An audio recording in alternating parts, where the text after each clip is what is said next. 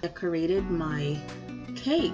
If you've seen my last video, I showed you how to make the fondant for this cake. So yeah, so basically I named this cake after my friend that I made it for, and her name is Julian, so I call this cake La Julian.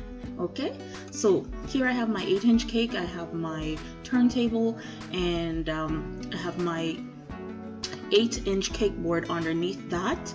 So basically I put my buttercream and my piping bag. I just find that it's easier to get a more leveled buttercream all around.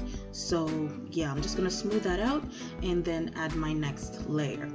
So usually I would cut the domes off my cake, but I don't have domes on these ones, so I'm just gonna leave them as is because it's pretty flat. So yeah, so make sure everything is nice and secure. Press the cake down to release any air bubbles in between. Okay, then I'm just going to repeat that with the other layer. Okay, smooth that out and then add your final layer. So this is going to be 3 layers of cake. You can make this a little bit higher if you want, but not too high. Okay, well, it all depends on you, but for the 2-tier cake that I'm doing, 3 cakes is enough. All right, so now I'm just going to add the last cake, and I'm going to flip it upside down because the bottom is more flat than the other side. So yeah, so I'm going to press it down, clean my thing up. I used a little leveler there. I got it from the Dollar Tree, and it helps a lot to make sure your cake is leveled and flat and secure.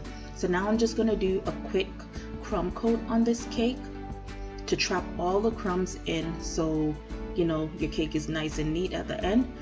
So I'm just gonna, it doesn't have to be a lot of buttercream, just enough to cover the surface of your cake so no crumbs or anything will come through in your final product.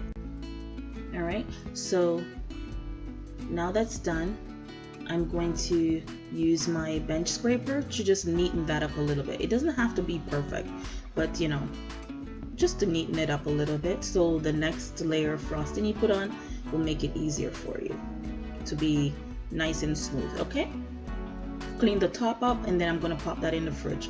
So pretty much I'm going to be doing the same thing with the top layer. I've dyed that royal blue, and I just cut the tops off. I didn't really need to do that, but the top will be way too high, and I kind of want it to be on the same height as the bottom in a sense, right? So I just shaved it down a little bit, about to an inch each, so we'll get 3 inches of cake out of that. All right, so I'm just cutting it down. I'm saving the scraps for my kids. You can do whatever you want with this, you know. And then I'm just gonna fill it like I did the 8-inch. All right, so now I did that. This is my 8-inch cake. Is now, you know, I put it in the fridge and everything, and it's nice and frosted and everything. I did put another layer of frosting on there, so now I'm gonna do just a thin layer of the same colored fondant that I'll be putting for the frills. Okay, so you want to always do this with the same color fondant you're going to use to do any frills or anything else pretty much, because if there's a little bit of poke through, you're going to be seeing the white buttercream instead of, like, you know, making it look pretty much flawless. You don't want, if there's a little bit of gap, you can see through the buttercream. You don't want to do that. Just cover it with a thin layer. It doesn't have to be perfect, just cover it with a very thin layer. So pretty much I made a 1.5 batches of that fondant. So half a batch is to cover this part, and then the 1 batch is to do the frills. Okay, so yeah, so just do that, and then take your time and cut it off. You don't have to cut it off in one motion. I've had problems with that in the past, but I've learned.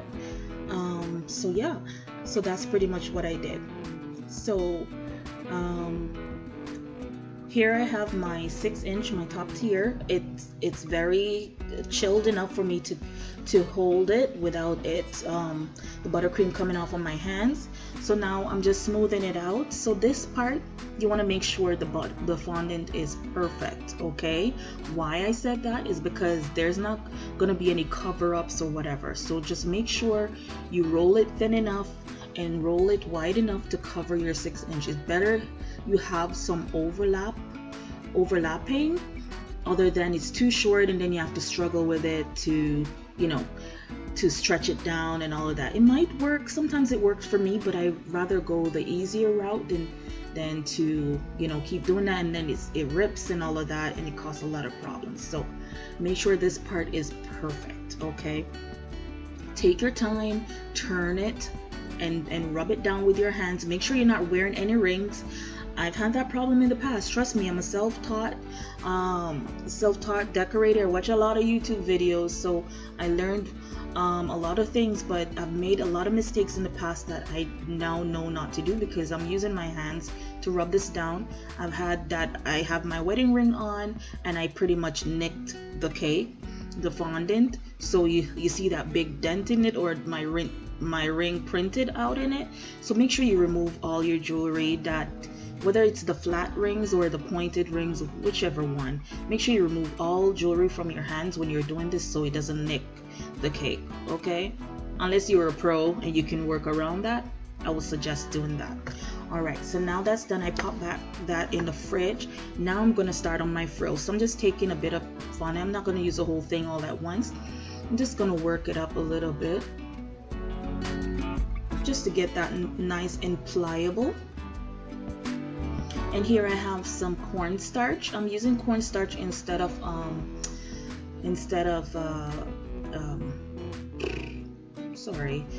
icing sugar, but this sometimes does happen that it sticks. So I kind of switched out my rolling pin to my fondant pin. Sometimes I rather use the other one because it's easy to roll sometimes, but other than that, so you know, I did have a little bit of issues with it sticking, so I used a lot of cornstarch, which is not really my style, but I had to do what I had to do. I had to get my friend's cake all, you know, done up. So pretty much I just used a circle cutter, and yeah, so I'm just going to I'm just gonna randomly fold them to make sure, you know. So now here I have my cake, and I'm just gonna add a little bit of water, not too much, you don't want to overdo it, right? And I'm just gonna put it on randomly. I'm gonna put it all around the circle, the base of the cake, but I don't want it to be perfect. I want it to have a little flare here, a little flare there, you know what I mean? You don't have to follow anybody's technique per se, as long as it just looks a little, you know, flirty, I would say, then you can do it like that. All right, yeah, so I'm just gonna continue doing that until I show you guys. But I did change the cutter that I used. I did use a smaller cutter going up because I didn't want it to be too big and bulky, you know what I mean? I want it to be, you know, flirty.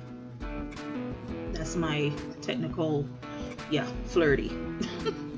Anyways, so I'm just going to continue that and work my way up until, yeah, and we'll show you guys what happens next. Okay,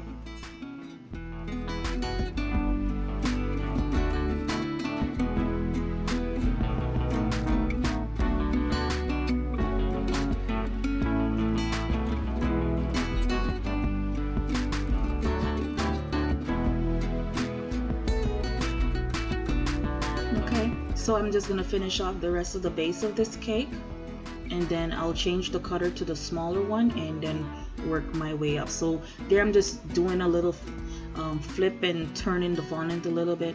One thing I would change about this is make my fondant a little bit thinner. So yeah, so here I'm using some thick plastic straws. I think they're called bubble tea straws or something like that. So I'm placing a fair amount. I'm placing 5 actually, in the middle of the cake so it will hold up the other cake, because you don't want the other cake to fall through this cake, right? You want everything to be seamless. All right, so before I finish putting on the rest of my circles and stuff, I'm just gonna dust it off a little bit with my brush. I'll be cleaning this up so it won't look so white with the cornstarch. So before I finish that, I put that aside to work on my top tier. Okay, so this is going to be a diamond sized type of pattern. So here I'm just freestyling. I'm using my ruler.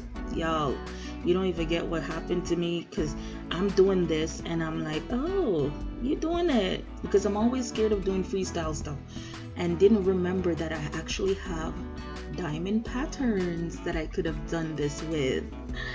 Isn't that amazing? I realized after I finished decorating this cake, I'm like, crap, I could have just, you know, made it easier for myself by just, but you know, this is another way you could do it if you don't have that pattern size. So basically I'm just doing I'm just imprinting, as you can see, I'm turning the ruler. I'm pretty much just using the width of the ruler for the spaces in between my lines, if you're understanding what I mean. So here I use that and I flip it to make the other line. So each of that will be the space, each of those lines will be the space of this ruler. I hope you guys understand what I'm saying. Yeah, so now I'm gonna go the opposite way. I'm sorry, it's pretty bright. I'm right by my window. That's where I get my best lighting. Sometimes I do this on my stovetop just so it's not so bright, but I didn't realize it was gonna be this bright. But yeah, I kind of dulled it down a little bit so it was brighter than this, but sorry guys, I hope you can see it. But being that it's white fondant, it makes it illuminate even more. So yeah, just bear with me. You guys will see how it is in the end, okay? By the way, if you're here for the first time, welcome to my channel.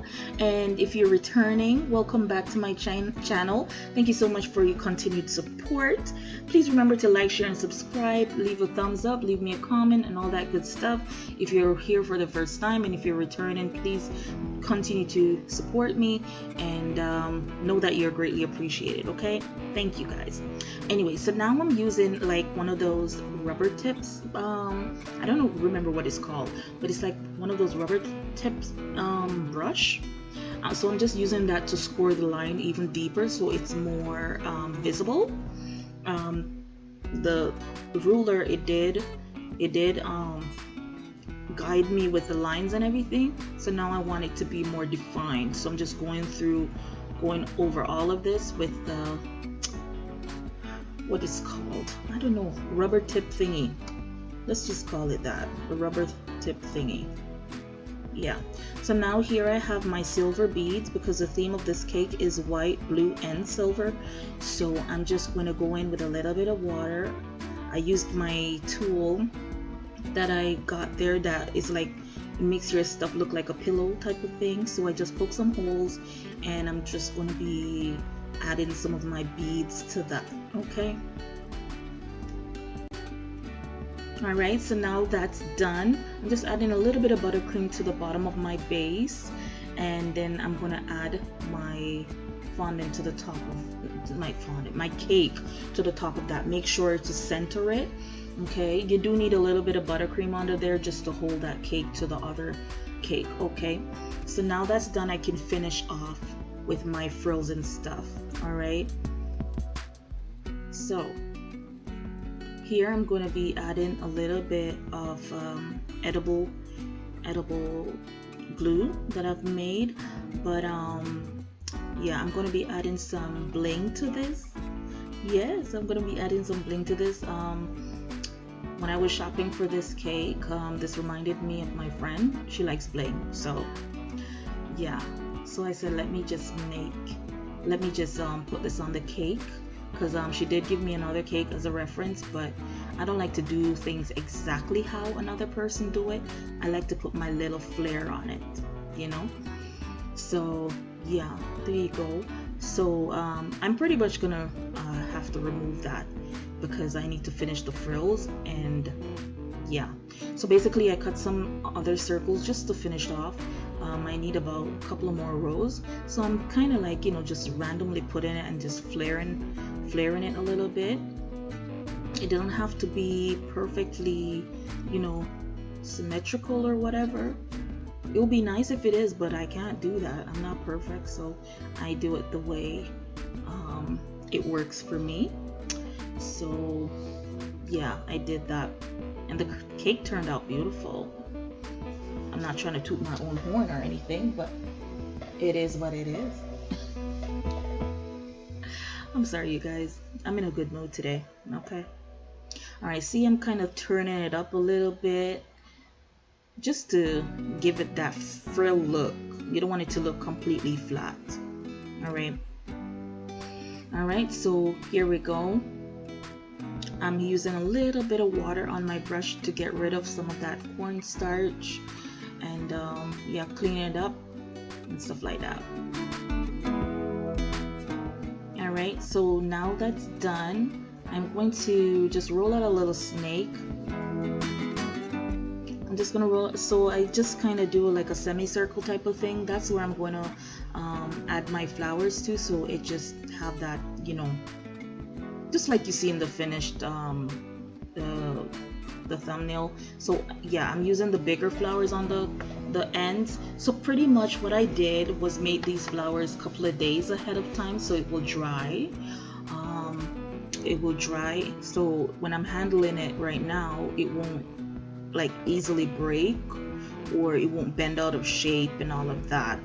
So yeah, I added my 2 flowers to the end, and I added a little bit of fondant in between that, and then I just added my front piece there. And now I also made my topper a couple of days before. It was way too big. Yes, it was way too big, so I made another one which is way smaller than this one. So but I didn't get a picture of that, so sorry about that. But anyways, you guys, thank you so much for watching this video, and I'll see you in the next one.